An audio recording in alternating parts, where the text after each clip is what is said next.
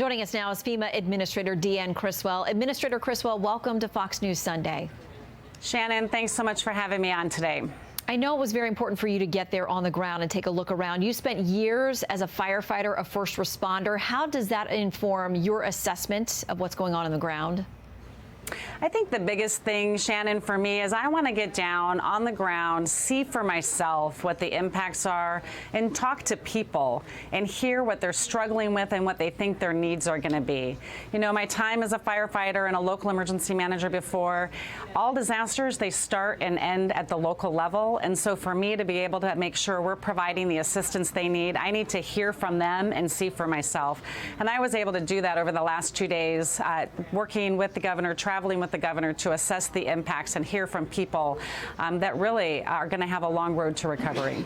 How does it work as far as pre-positioning assets? You know the storm is coming. You've got a number of states to try to get ready for. How did that work in this case, and is it playing out in the aftermath the way you'd hoped?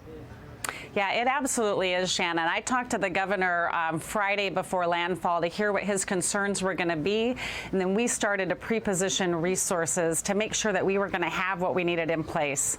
The biggest thing that we knew and what the governor's concern was being able to take care of the people that were going to be in the way of the storm's path, and so we pre-positioned the largest amount of search and rescue assets that I think we've ever put in place before, bringing together all of the federal family, our FEMA urban search and rescue teams, the Coast Guard, the Department of Interior, the Department of Defense.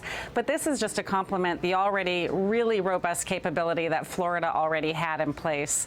Immediately following the storm's path, we were able to move these resources in support of the counties.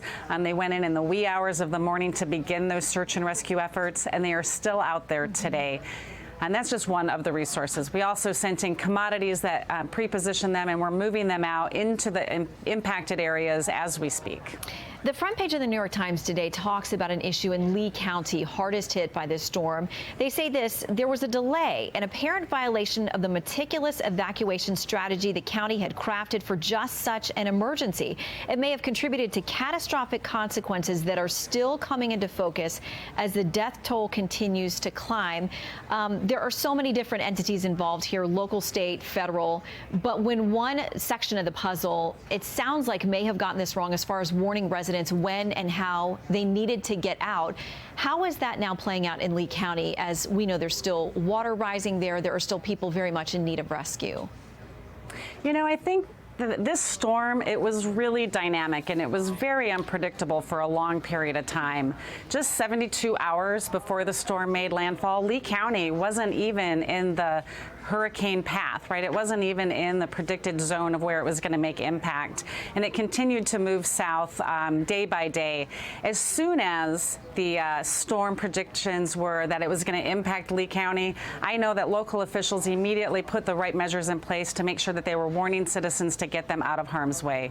So right now, we had resources in place regardless of where the storm made impact. And that's why they're in those communities right now doing search and rescue and providing assistance as needed. And can you give people a sense? A lot of people think the storm goes through. Of course, that's the immediate most dangerous time. But there are now these days afterwards with worries about drinkable water, electricity being restored, water still rising and gushing through, bridges washed out. What are the days like after the storm and the FEMA response to that? It's a really important point, Shannon. I know we worry a lot about the direct impacts from the storm itself as it's making landfall, but we see so many more injuries and sometimes more fatalities after the storm because there are so many dangers out there. What I can say is people need to stay vigilant right now. Standing water brings with it all kinds of hazards. It has debris, it could have power lines, it can have hazards in there that you just don't know about. And so we want to make sure that people are being extra cautious. They're taking extra protective measures to make sure that they're taking care of themselves and their family as they're starting to repair. You know, we also see heat come in and people are working hard to start to fix their homes and clean out their homes, but they need to be taking care of themselves, taking breaks, because we also see an increase in the number of dehydration incidents or heart attacks. A lot of issues that come in after a storm. People really need to take extra care to make sure that they're taking care of themselves and their families. I want to ask you as well, I heard from one survivor's account this morning, lives on a small neighborhood lake, and they say for the first time, regardless of all the storms they've passed before, this one really came in and was a flooding problem for them. They said they didn't buy flood insurance because they weren't technically in the plane. NBC has a piece on this, citing back to a 2017 DHS Inspector General report about FEMA flood maps, saying hundreds of thousands of Florida homes lie in flood risk areas not recognized by FEMA's flood maps. That's according to the research group. So what do you say to folks? Are there plans to change those maps? How important are they for people in making these decisions about buying flood insurance? I think the first thing that I would say to everybody out there is that where it rains, it can flood, right? And so our flood maps are really focused on inundation at the coastal levels and riverine areas. But as we're seeing these storms produce more rainfall and wetter rains, it's coming down at rates that are far higher than we've seen in the past. People need to make sure that they're understanding what their risk is.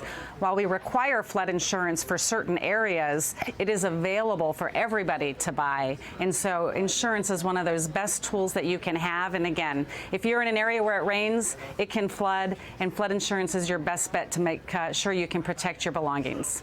Administrator Criswell, we know you're working around the clock. Thank you so much for that and for joining us today. We appreciate your time. Shannon, thank you so much.